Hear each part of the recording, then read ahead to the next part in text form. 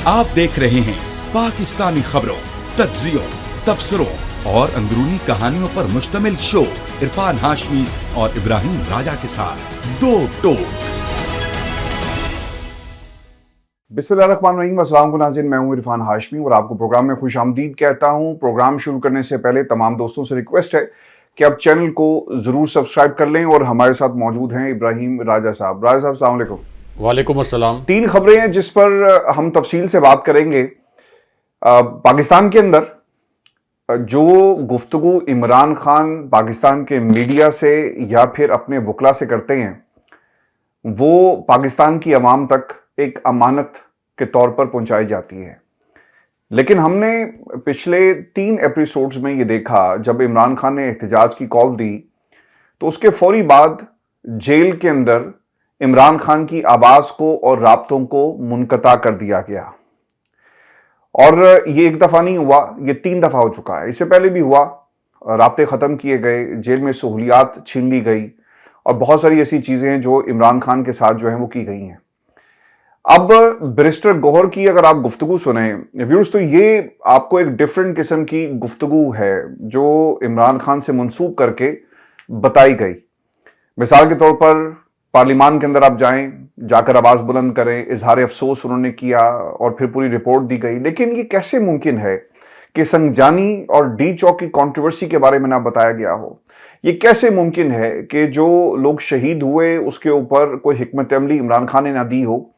तो इसका जवाब बैरिस्टर गौहर की गुफ्तगू के बाद हमें जो पीटीआई का ऑफिशियल ट्विटर अकाउंट था वहां से ये बात हमें पता चल गई। और मैंने इससे पहले भी अपने प्लेटफॉर्म के ऊपर ये बात कही थी कि आप इन लोगों की बजाय पीटीआई ऑफिशियल पर जाएं और आपको पता लग जाएगा कि इमरान खान का मौक़िफ़ असल में है क्या और इमरान खान क्या कह रहे हैं। अब 2 चीज़ें आज बड़ी इंपॉर्टेंट हुई हैं। एक बैरिस्टर गौहर का ओपिनियन और उससे पहले जो खान साहब को किसी और जगह मुंतकिल करने की बात थी उस पर, और फिर आपने देखा होगा कि पार्टी के अंदर जो कासिम सूरी साहब की ट्वीट है इसको लेकर भी एक रिबर्टल आया है। Official Twitter account Imran Khan का पैगाम क्या दे रहा है, क्योंकि ये पाकिस्तान तहरीक इंसाफ का ऑफिशियल ट्विटर हैंडल है जहां से जो पैगाम आएगा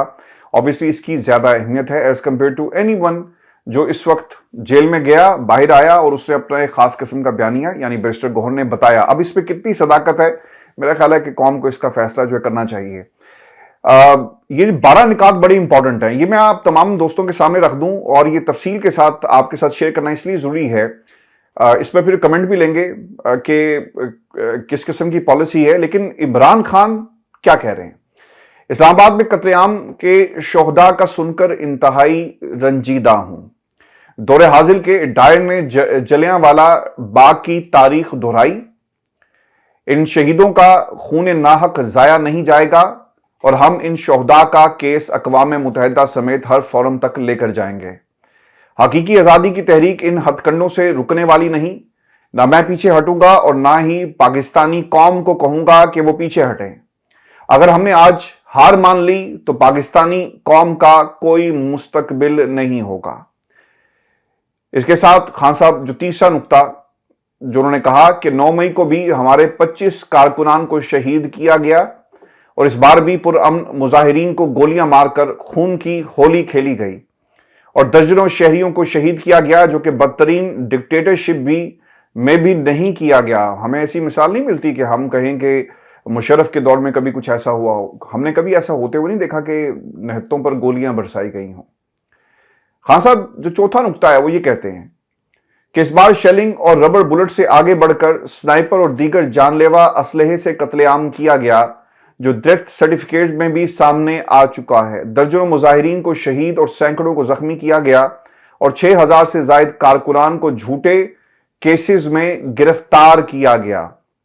खान साहब ये भी कहते हैं कि मैं सुप्रीम कोर्ट से मुतालबा कर रहा हूं, चूंकि हमने पाकिस्तान तहरीक इंसाफ के किसी भी रुकन को ये कहते हुए नहीं सुना कि जुडिशल कमीशन बनाएं। 1-2 ने कहा, लेकिन उसमें इतनी शिद्दत नहीं थी, ना ही कोई दरखास्त लेकर गया और ना ही सुप्रीम कोर्ट ऑफ पाकिस्तान में कोई दरखास्त दी गई इस किस्म की।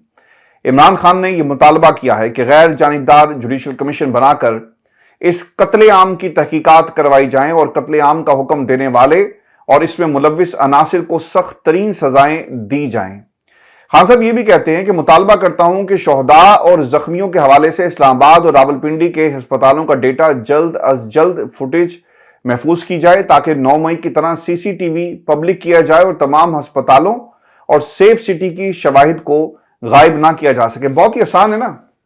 کہ آپ شواہد غائب کر دیں اور اس میں سے اپنی مرضی کے پیسز کو نکالا جا رہا ہے. آپ نے کچھ لوگوں کی جو نائٹ ویژن کے کیمراز لگائے گئے وہاں پر آپ نے دیکھا کہ ان کے ہاتھوں میں اسلحہ ہے, وہ آپ نے دکھا دیے کہ دیکھیں جی یہ اسلحہ استعمال کرے. اب وہ کون تھے یہ کسی کو معلوم نہیں ہے, لیکن ایک ویڈیو آ گئی. تو اگر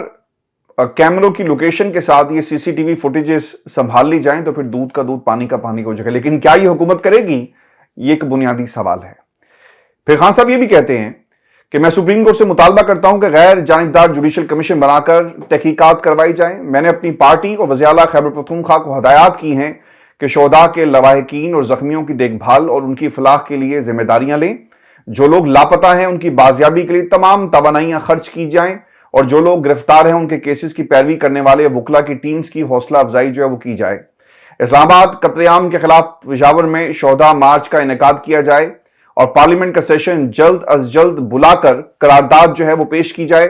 اوورسیز دنیا بھر میں اس قتل عام کے خلاف آواز اٹھائیں اور پاکستان میں جاری ظلم و بربریت کے حوالے سے آگہی مہم جو ہے وہ چلائی جائے. علی امین, بشرا بی بی, عمر ایوب, خالد خورشید, عالیہ حمزہ, شاہد خٹک, نوجوان لیڈر سمیت مارچ کو لیڈ کرنے والے تمام سینئر اور جونیئر پارٹی ممبران اور اسمبلی کے ٹکٹ ہولڈرز کو میں سراہتا ہوں. یہ بھی عمران خان کی طرف سے اس ٹویٹ میں کہا گیا.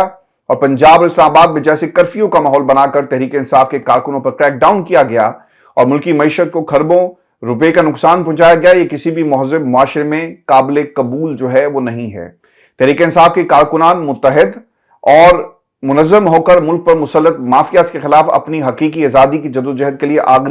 اگلے مرحلے کی تیاری کرے. اچھا, اب عمر ایوب صاحب نے کہا جی کہ اسلام آباد میں فی الحال کوئی ارادہ نہیں ہے کہ ہم دوبارہ سے آئیں اور عمران خان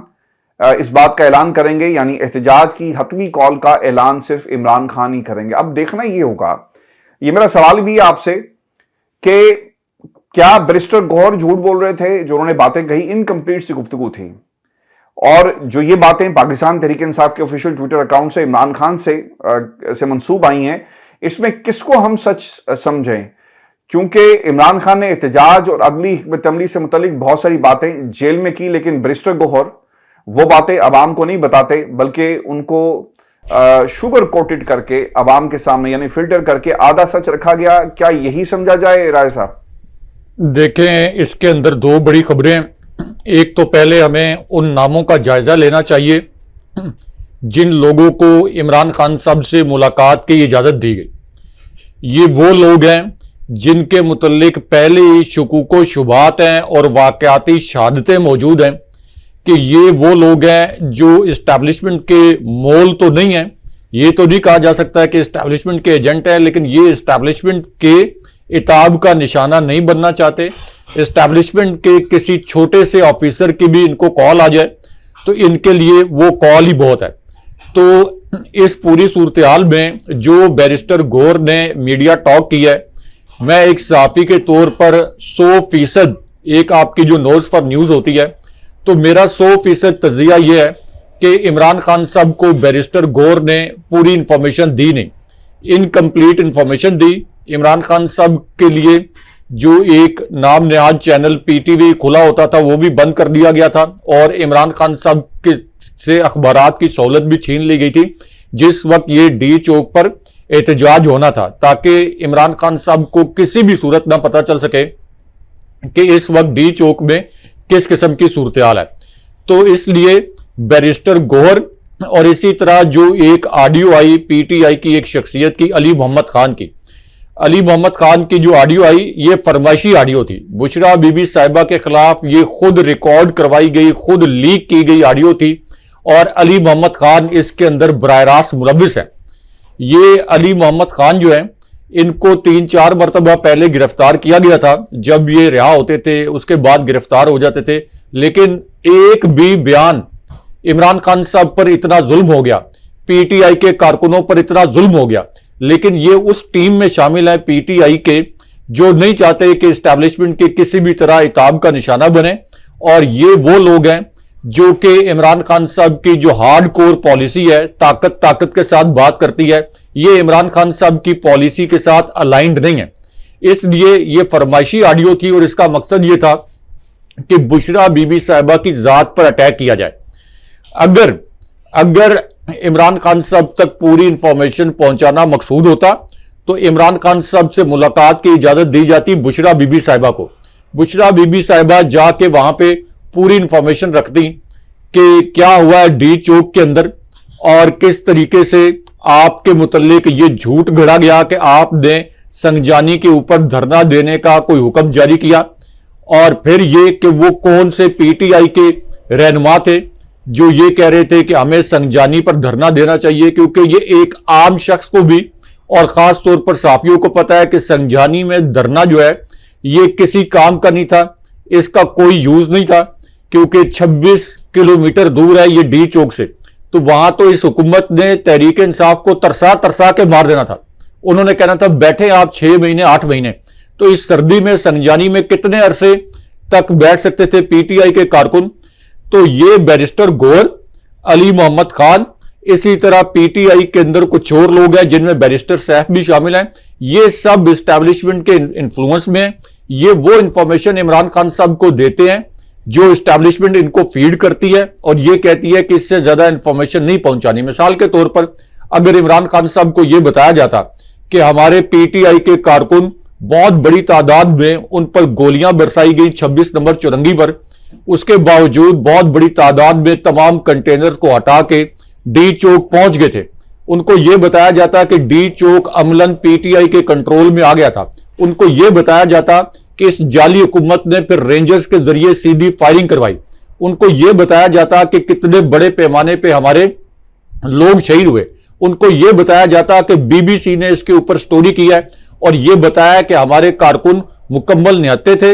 اور لاشوں کو چھپانے کی کوشش کی گئی. ان کو انڈیپینڈنٹ اردو کی سٹوری، الجزیرہ کی سٹوریوں کے متعلق بتایا جاتا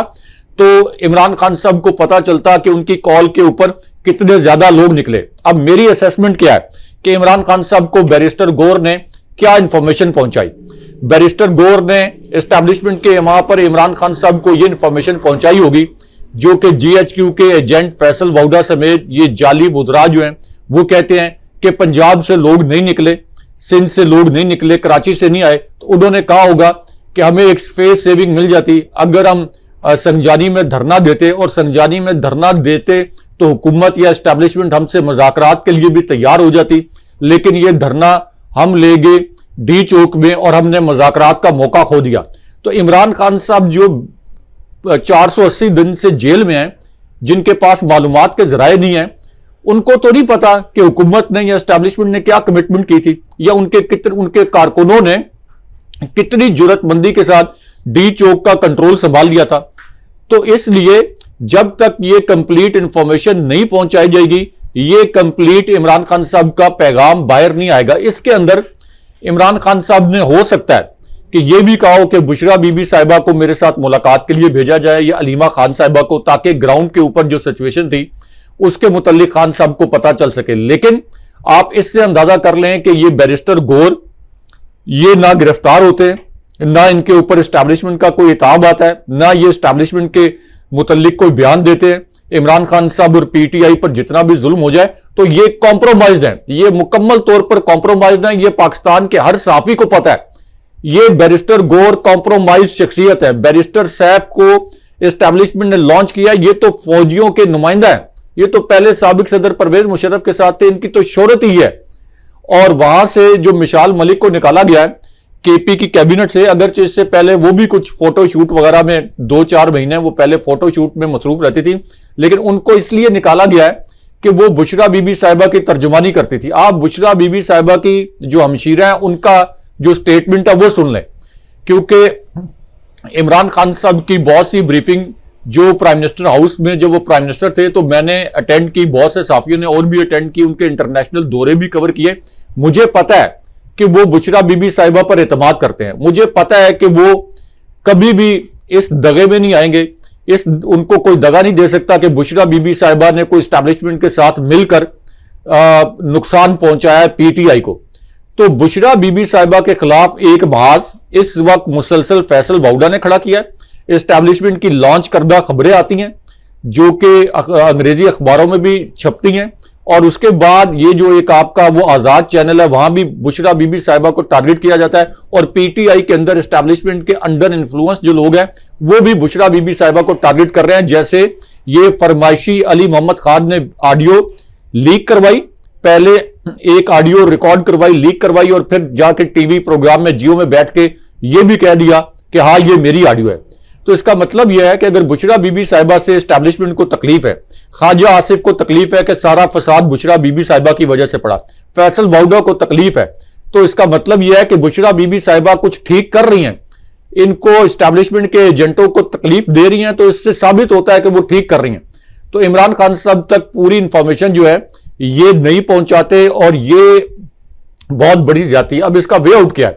اس کا وے آؤٹ کیا ہے کہ فوری طور پر پی ٹی آئی کے اندر بے شمار لوگ ایسے موجود ہیں, بے شمار کارکن ایسے موجود ہیں جو کہ اس طرح کی مزاحمت کو لیڈ کر سکتے ہیں.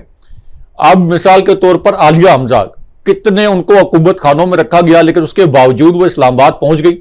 حماد اظہر نے نہیں پہنچنا تھا, وہ نہیں پہنچے. صنم جاوید جو ایک ادنا سی کارکن تھی لیکن ڈٹ کے کھڑی ہو گئی, وہ پہنچ گئی اسلام آباد. حماد اظہر نے نہیں پہنچنا تھا, وہ نہیں پہنچے. اسی طرح اور بہت سی قیادت, سلمان اکرم راجہ نے نہیں پہنچنا تھا, وہ نہیں پہنچے. بیرسٹر گور نے نہیں آنا تھا ڈی چوک میں, وہ نہیں آئے. تو اس لیے پی ٹی آئی کے اندر متبادل قیادت کا ڈھیر لگا ہوا ہے. یہ نہیں میں کہہ رہا کہ ان کو پارٹی سے نکال دیں, اس قیادت کو سائیڈ لائن کرے. یہ مزاحمتی جو ایک تحریک ہے اس کو لیڈ کرنے دیں, یہ جو آپ کے مزاحمتی کردار ہے, اور پھر آگے جا کے یہ جو باقی کمپرومائز ہیں ان کو ڈمپ کر دیں. یہ نہیں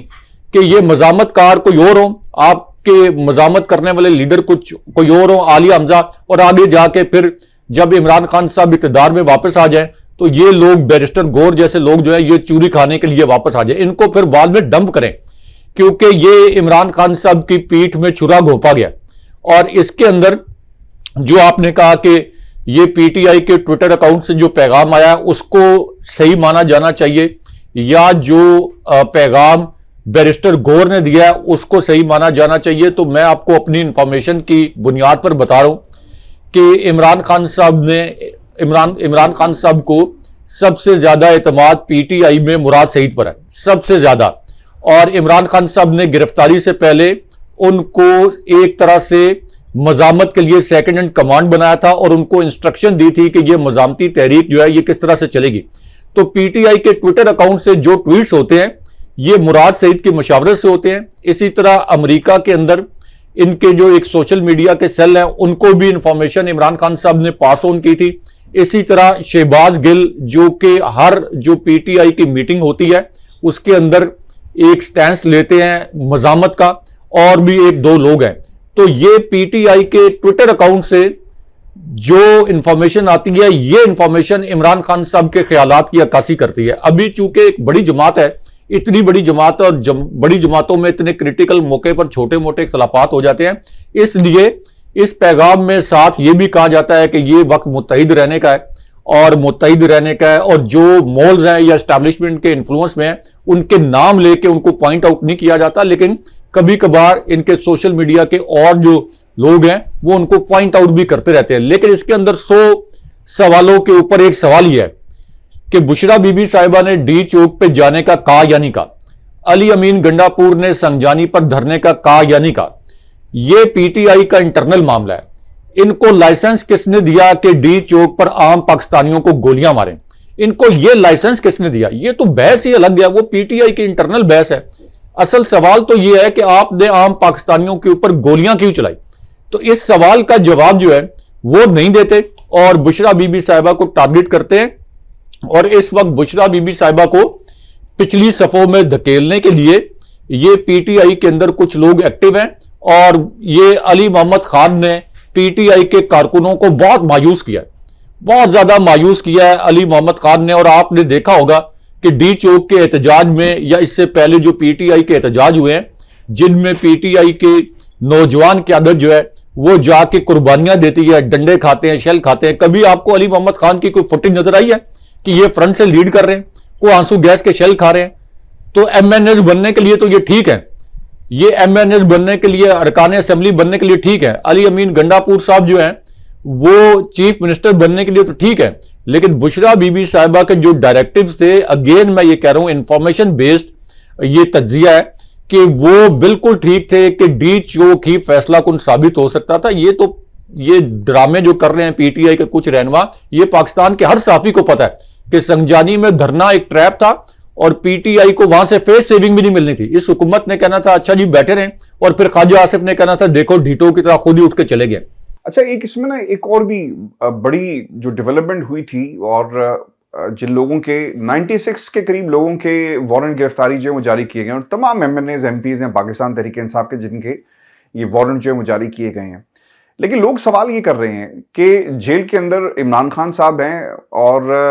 ان کے ناقابل ضمانت وارنٹ گرفتاری جاری ہو گئے, یعنی جیل کے اندر ہیں, آپ جیل سے باہر نہیں, جیل کے اندر آپ کے ناقابل ضمانت وارنٹ گرفتاری جاری ہوتے ہیں اور مزید ان پر کیسز کر دیے جاتے ہیں, لیکن بیرسٹر گوہر جو ہیں وہ سکون سے بیٹھے ہوئے ہیں. اب اس کی کیا وجہ ہے؟ ملک سے باہر زلفی بخاری آپ کو نظر آئیں گے, لیکن ان کے اوپر بھی مقدمہ کر دیا جاتا ہے.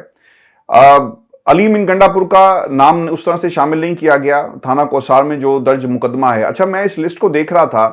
اور اس لسٹ کے اندر جو نام لکھے گئے, اچھا اس میں علی امین گنڈاپور کا نام ہے, بشرا بی بی کے ساتھ علی امین گنڈاپور کا نام ہے, عمر ایوب کا ہے, خالد خورشید ہیں, اس کے علاوہ علی ناصر ہیں, فیصل جاوید سینیٹر ہیں, علی زمان ہیں,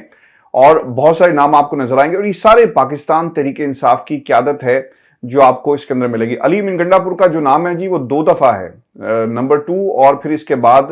جو 22 نمبر ہے علی امین گنڈاپور کا نام جو اس میں انہوں نے لیا ہے. اچھا اس کے بعد نا ایک اور بھی کام یہ ہوا ہے کہ اسی لسٹ کے اندر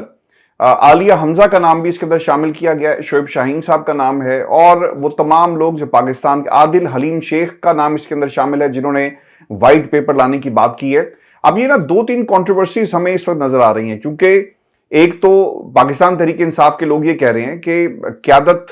جن کے بارے میں مختلف قسم کی افواہیں گردش کر رہی ہیں, ایک تو اس کا کوئی سدباب کرنا چاہیے, اور پھر یہ کہا گیا عالیہ حمزہ اور علی حلیم عادل شیخ صاحب نے کہ ہم ایک وائٹ پیپر عمران خان کے لیے جاری کریں گے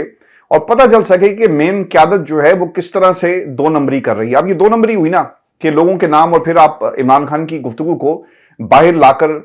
تفصیل کے ساتھ بتاتے بھی نہیں ہیں. اب جو سب سے اہم نقطہ ہے وہ ایک بریک تھرو کا ذکر کیا جا رہا ہے, اور کہا یہ جا رہا ہے, اور یہ حافظ حمداللہ کا ایک انٹرویو ہے جس میں انہوں نے کسی کو کوٹ کرتے ہوئے کہا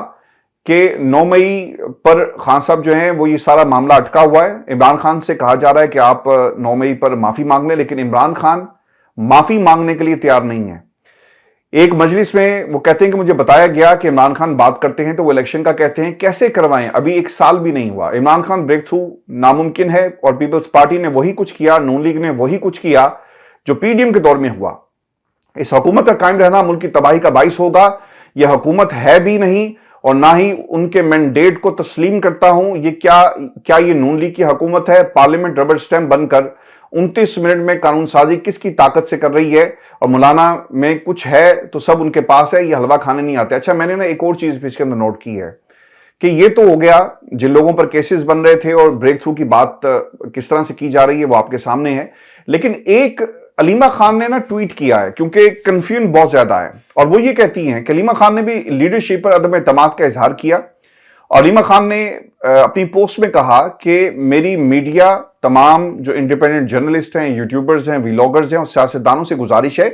کہ کوئی بھی بات بغیر تصدیق کے نہ کی جائے اور ان نون سورسز سے کوئی بھی بات جو ہے نہ پھیلائی جائے جب تک ان کی فیملی کوئی بات کنفرم نہ کر دے, جب تک بات نہ آگے جائے. اور یہ اس وقت جو ہے یہ مسلسل ہمیں تحریک انصاف کے اندر بہت ساری لیئرز نظر آ رہی ہیں. ایک لیئرڈ کیک بن چکا ہے, لیئرز ہیں جس کا ذکر جو علیمہ خان ہے ان کی طرف سے بھی کیا گیا. اب علی ظفر صاحب نے ڈی چوک کے حوالے سے جو کنٹروورسی تھی اس میں بھی کچھ باتیں کہی, اور یہ تمام چیزیں سارے ڈاٹ سے آپ ڈاٹ کو ملاتے جائیں, بیرسٹر گوہر کا جیل میں آ کر باہر کچھ اور کہنا, علیمہ خان کا ٹویٹ کرنا, وائٹ پیپر کا جاری کرنا, اعلان کرنا, پھر لوگوں پر مقدمات, اور پھر سوال کرنا کہ بیرسٹر گوہر جو ہیں اس لسٹ کے اندر کیوں شامل نہیں ہیں. علی ظفر یہ کہتے ہیں کہ عمران خان نے کہا کہ ڈی چوک پر ہی جانا تھا, بشرا بی بی نے ڈی چوک جانے کی کوشش کی, اس لیے میں پی ٹی آئی نے اچھا ٹریپ, پی ٹی آئی نے خراج تحسین پیش کرتا ہوں ان تمام لوگوں کو جو اس میں شامل تھے اور اچھا کیا, اور جا کر احتجاج نہیں کیا، وہ میں آگے چل کر آپ کو مزید جو ہے اس حوالے سے آنے والے دنوں میں چیزیں بتاؤں گا۔ یہ علی ظفر صاحب کی طرف سے ایک بات جو وہ کی گئی، تھوڑی سی مبہم انہوں نے گفتگو کی ہے، لیکن راجہ صاحب یہ اس وقت کی ایک سچویشن ہے پاکستان کے اندر اور پارٹی کے اندر جو چیزیں آپ کو مل رہی ہیں، یعنی علی ظفر یہ کہتے ہیں کہ خراج تحسین پیش کرتا ہوں، اچھا کیا کہ کہیں اور جا کر احتجاج نہیں کیا، وہ ٹریپ تھا، اور پی ٹی آئی نے اچھا کیا کہ وہ ڈی چوک کی طرف گئے۔ تو یہ بھی تو کچھ لوگ اسے ٹریپ بنانے کی کوشش جو ہے وہ کر رہے ہیں، سنجانی پہ دھرنا یا پھر کسی اور جگہ اگر سنجانی میں جا کر بیٹھ جاتے تو ان کو چاروں طرف سے کارڈن آف کر کے، ظاہر سی بات ہے کہ وہاں پر بھی غدر مچایا جا سکتا تھا، تو اسے ایک ٹریپ کنسیڈر کیا جا رہا ہے۔ What you make out of this situation? Pakistan Tehreek Insaf Imran Khan کا پیغام باہر نہیں لا رہی، علی ظفر کچھ اور کہہ رہے ہیں، علیمہ خان نے کیا کہا، اور یہ سب کچھ اب ہمیں ایک جال نظر آ رہا ہے۔ تحریک انصاف کے اندر یہ سارے رانگ نمبرز ہیں کیا آپ کے خیال میں؟ دیکھیں، ایک تو جو سنجانی کا مقام ہے، جب آپ اسلام آباد آئے تھے تو جس مقام پر ہم گئے تھے، ایک اسلام آباد سے دور دراز کا مقام جہاں سے آگے پھر لاہور کی طرف بھی ایک ٹرن لینا تھا، تو یہ سنجانی کا مقام اس مقام سے بھی 6 کلومیٹر آگے ہے۔ اس سے آپ اندازہ کر سکتے ہیں کہ کیا اس کی کوئی اہمیت ہو سکتی تھی وہاں پہ دھرنے کی۔ اس لیے عمران خان صاحب کی جانب سے یہ ڈائریکٹیوز آ ہی نہیں سکتے کہ سنجانی پر دھرنا دیں انلیس انٹل عمران خان صاحب کو یہ بتایا جائے کہ 2 دن کے اندر اسٹیبلشمنٹ نے کہہ دیا کہ آپ کے مطالبات پورے ہو جائیں گے اور اس کے اوپر کوئی سالڈ گارنٹی آ گئی۔ اب کیا عمران خان صاحب کو یہ بتایا گیا کہ ڈی چوک ان کے کنٹرول میں تھا، یعنی پی ٹی آئی کے کنٹرول میں تھا، اور پی ٹی آئی کے لوگوں نے کتنی جرت کا مظاہرہ کیا؟ کیونکہ معروف سینئر صحافی جو حامد میر صاحب ہیں، انہوں نے پی ٹی آئی کے کارکنوں کی جرت اور وہاں جس طریقے سے لاشیں گری ہیں اس کے متعلق ایک نیا انٹرویو دیا ہے۔ اس کے کچھ 2 نکات میں اپنے ویورز کے سامنے مختصراً رکھتا ہوں۔ کم سے کم ایسی کچھ 4-6 انفارمیشن عمران خان صاحب تک پہنچ جاتی تو عمران خان صاحب کسی اور نوعیت کا پیغام دیتے، ہو سکتا ہے انہوں نے دیا بھی ہو، لیکن بیرسٹر گور اس کو گول کر گئے۔ کیونکہ حامد میر صاحب کہتے ہیں کہ 27 نومبر کی شام 8 بجے کے قریب ایک وکیل دوست کا میسج ملا، انہوں نے ایک تصویر بھیجی اور بتایا کہ اس شخص کا نام شفیق خان ہے۔ 26 نومبر کو جناح ایونیو اسلام آباد میں یہ فائرنگ سے، یعنی پی ٹی آئی کے کارکن تھے شفیق خان، یہ 26 نومبر کو فائرنگ سے شہید ہو گئے تھے۔ ان کی لاش پمز ہاسپٹل میں پڑی تھی۔ شفیق کے بھائی عتیق جب یہ لاش لینے کے لیے آئے تو ان کو یہ لاش نہیں دی جا رہی تھی۔ اچھا، اب ایک وکیل نے حامد میر صاحب کو یہ پیغام بھیجا کہ کیا آپ شفیق کی، جن کی شہادت ہو گئی ہے، ان کی آپ اتنی مدد کر سکتے ہیں کہ ان کی لاش جو ہے ان کے لواحقین کے حوالے کر دیں؟ میر صاحب نے کہا جب میں نے شفیق کی تصویر دیکھی تو مجھے یہ پتا چلا کہ یہ تو وہی شخص ہے جو کہ 26 نومبر کو تقریباً 3 بجے کے قریب جناح ایونیو پر جب چائنا چوک پر آنسو گیس کی شیلنگ ہو رہی تھی تو اس نے مجھے بار بار پانی کی بوتل دی تاکہ میں پانی کے چھینٹوں سے اپنی آنکھوں کی جلن کم کر سکوں۔ پھر میر صاحب کہتے ہیں کہ میں نے اپنے ایک ساتھی سے رابطہ کیا، ظاہر ہے کہ وہ سینئر صحافی ہیں، تو وہ آسانی سے پمز ہاسپٹل میں داخل ہو سکتا تھا۔ اس کے بعد شفیق کی تصویر بھیجی گئی اور پوچھا کہ کیا اس شخص کی لاش پمز میں موجود ہے، تو اس نوجوان ساتھی نے تھوڑی دیر میں مجھے شفیق کی لاش کی ویڈیو بھجوائی اور 3 مزید افراد جو کہ زخمی ہوئے تھے پمز ہاسپٹل میں، جو دم توڑ گئے تھے، جن کو گولیاں لگی تھی، ان کی لاشوں کی ویڈیوز بھی میر صاحب نے کہا کہ میرے پاس موجود ہیں اور مجھے پمز سے یہ بھجوائی گئی۔ انہوں نے کہا کہ ان کا پورا نام شفیق خان ہے، ڈی جی خان سے ان کا تعلق تھا، ڈیرہ غازی خان سے، اور یہ پی ٹی آئی کے احتجاج میں شرکت کے لیے آئے تھے۔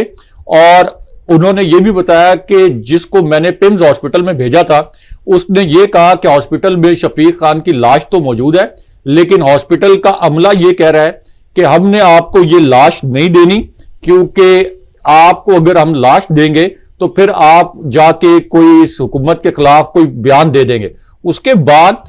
جو شفیق کے بھائی ہیں ان کو مجبور کیا گیا کہ وہ یہاں پہ کوئی حلف دیں، گارنٹی دیں کہ آپ کسی قسم کا مقدمہ درج نہیں کرائیں گے، کوئی بیانات نہیں دیں گے، تو تب جا کے ان کو یہ ڈیڈ باڈی دی گئی۔ یعنی یہ جو حکومت ہے گدوں کی طرح ایک تو لاشیں گرائیں، اس کے بعد یہ لاشیں نوچ بھی رہے تھے۔ پھر جو 17 سال کا 18 سال کا انیس ستی ہے جو کہ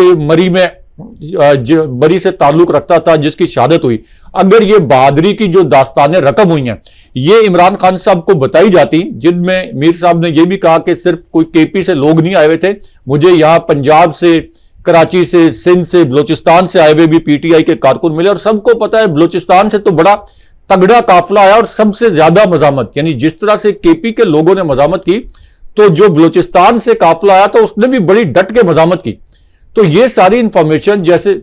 اچھا، ایک فیصل واڈا صاحب نے بھی کچھ باتیں کہی ہیں اور یہ بھی امپورٹنٹ اس تناظر میں ہے، کیونکہ فیصل واڈا کچھ مخصوص حلقوں کی نمائندگی کرتے ہیں اور وہ خود کہتے ہیں، برملا کہتے ہیں. اب انہوں نے اس حکومت کے لیے مشکل کیسے کھڑی کی اپنے اس انٹرویو کے ذریعے. وہ یہ کہتے ہیں کہ ذمہ دار حکومت نہیں اور ایک طرح سے لوگوں کو مینج کیا گیا. اور پھر انہوں نے کچھ گورنر راج کے حوالے سے بھی باتیں کہی ہیں، یہ میں ون بائی ون سننے والوں کے سامنے رکھ دیتا ہوں کہ حکومت نے احتجاج کو صحیح مینج نہیں کیا. ایک بھی شہادت ڈیزاسٹر ہے، ذمہ داری حکومت پر عائد ہوتی ہے. حافظ حمد اللہ نے بھی گواہیوں کی جو ہلاکتوں کی گواہی دی ہے، اور وہ کہتے ہیں کہ مجھے معلوم ہے کہ 2 شہید ہوئے جن کا تعلق بلوچستان سے ہے. ان کے لواحقین تعزیت کے لیے جس مسجد میں بیٹھے تھے وہاں پر پولیس ریڈ کرتی ہے، گالیاں دیتی ہے، کہتے ہیں کہ تعزیت پر کیوں بیٹھے ہو، لوگوں کو اٹھاتے ہیں اور لے جاتے ہیں. فیصل واڈا نے مزید یہ کہا کہ افواج پاکستان اور عوام کے ساتھ ہے اور وہ کسی کے خلاف نہیں ہے. تاثر ختم ہونا چاہیے کہ فوج اور پاکستان تحریک انصاف ایک دوسرے کے خلاف ہیں. فوج اور پاکستان تحریک انصاف ایک دوسرے کے خلاف ہیں. یہ تاثر کی ختم کرنے کی بات فیصل واڈا صاحب کر رہے ہیں. ان کو عقل آ گئی ہے. جو بات میں ہمیشہ کہتا رہا، جو بات آپ کہتے رہے، جو بات پاکستان کی عوام مسلسل کہتی رہی، کنٹینرز پر چڑھ کر جس طرح افواج نے پاکستان تحریک انصاف کے لوگوں کو اور عوام کو سینے سے لگایا. اس سے پہلے بھی افواج سامنے کھڑی تھی تو وہ پیچھے ہٹ گئی. کوئی ایکسپیکٹ نہیں کر سکتا تھا کہ گولی چلے، لیکن گولیاں چلی. اور کس کا کندھا استعمال کیا گیا، کون استعمال ہوا، اب شاید لوگوں کو احساس ہو رہا ہے کہ ہم نے ایسا کیوں کیا. ایک اور جو چیز ہے، رانا ثناء اللہ سے بھی ایک پروگرام میں جب بات ہوئی تو انہوں نے بھی کہا کہ آپ، کیونکہ حکومت تو آپ کی ہے اور وہ تمام لوگ جو ہیں ادارے آپ کے انڈر آتے ہیں، تو انہوں نے مسکراتے ہوئے کہا کہ ادارے آپ ٹھیک کہہ رہے ہیں لیکن آپ کو بھی معلوم ہے کہ کون کس کے انڈر آتا ہے. لیکن فیصل واڈا حکومت کے اوپر ذمہ داری ڈال رہے ہیں، اور پھر انہوں نے یہ بھی کہہ دیا کہ عمران خان کی جان کو خطرہ ہے اور اس طرف لے جایا جا رہا ہے کہ ان کی جان لے لی جائے. عمران خان کی جان بچانا سب سے زیادہ اہم ہے، کیونکہ اگر ان کی جان جائے گی تو یہ لوگ ماتم کریں گے اور سب اس کا فائدہ اٹھائیں گے. اور عمران خان کی زندگی بچانے کے لیے لوگ حکومت سمیت جس سے بھی بات کرنی پڑی میں بات ضرور کروں گا. اور کے پی میں گورنر راج کے حوالے سے بھی انہوں نے کچھ باتیں کہی ہیں، بڑی امپورٹنٹ ہیں. اور فیصل واڈا کیونکہ ایک طرح سے ہمیں پاکستان کی اسٹیبلشمنٹ کا جو مائنڈ سیٹ ہے وہ آپ کو بتاتے ہوئے نظر آتے ہیں، تو انہوں نے کہا کہ خیبر پختونخوا میں گورنر راج نہیں لگے گا. حکومت نے مس ہینڈل کیا، موجودہ سیٹ اپ کے خلاف عوام میں نفرت ہے. انہوں نے مزید کہا کہ حکومت نے احتجاج کو مس ہینڈل کیا، جبکہ ڈی چوک میں احتجاج کا سب کو نقصان ہوگا. اور اس کے بعد ان کی ملاقات بھی ہوئی ہے بلاول زرداری کے ساتھ، اور ان کا پاس جا کر بیٹھنا، آپ کو کیا لگ رہا ہے کہ حکومت جا رہی ہے شہباز شریف صاحب کی اور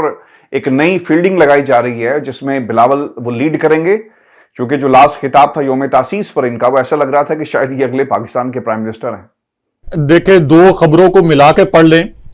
2 خبروں کے ڈاٹس کنیکٹ کر لیں تو ایک بہت بڑی اور اہم سٹوری سامنے آ جاتی ہے. کیونکہ جب یہ ڈی چوک میں خون ریزی ہوئی تو سب سے پہلے شہباز شریف نے یہ بیان دے دیا،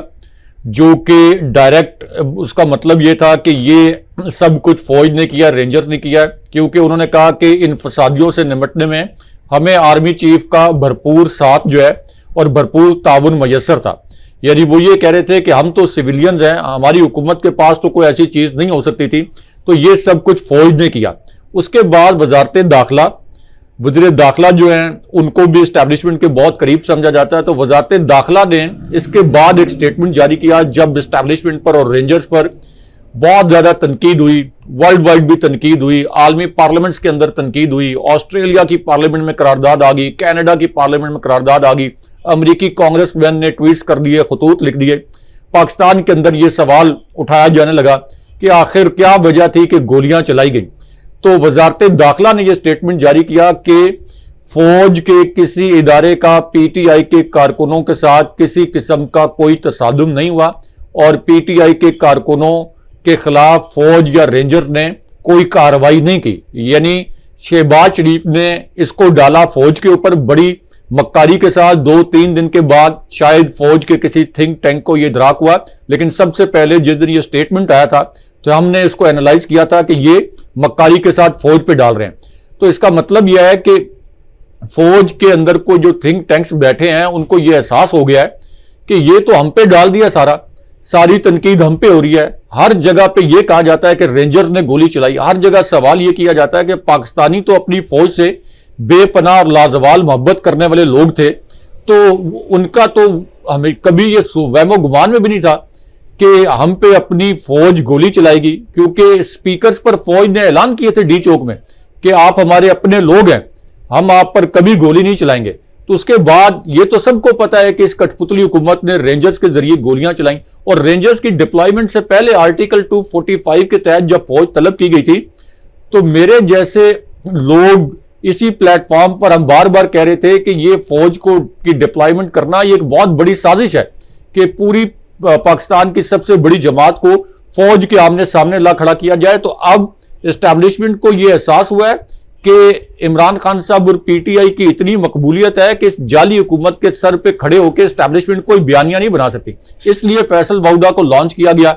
کہ پی ٹی آئی اور فوج کے آمنے سامنے ہونے کا تاثر نہیں ہونا چاہیے، اور اس سے تو اچھی کوئی بات نہیں ہے اگر یہ گڈ فیتھ میں بات کی جائے. اگرچہ یہ گڈ فیتھ میں بات نہیں کی گئی، یہ گڈ فیتھ میں بات نہیں کی گئی کیونکہ وہ تو پریکٹیکل جب اقدامات اسٹیبلشمنٹ کرے گی عمران خان صاحب کی رہائی کی صورت میں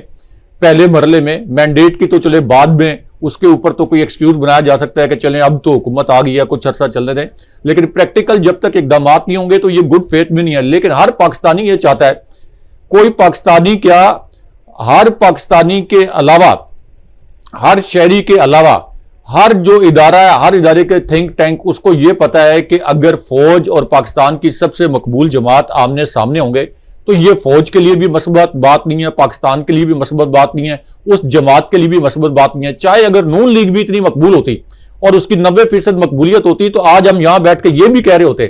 کہ فوج اور نون لیگ کو آپس میں نہیں ٹکرانا چاہیے. پیپلز پارٹی اتنی مقبول ہوتی تو تب بھی ہم یہی کہہ رہے ہوتے. تو یہ نہیں ہو سکتا کہ الیکشن بھی لوٹ لیا جائے، پی ٹی آئی کی پوری قیادت کو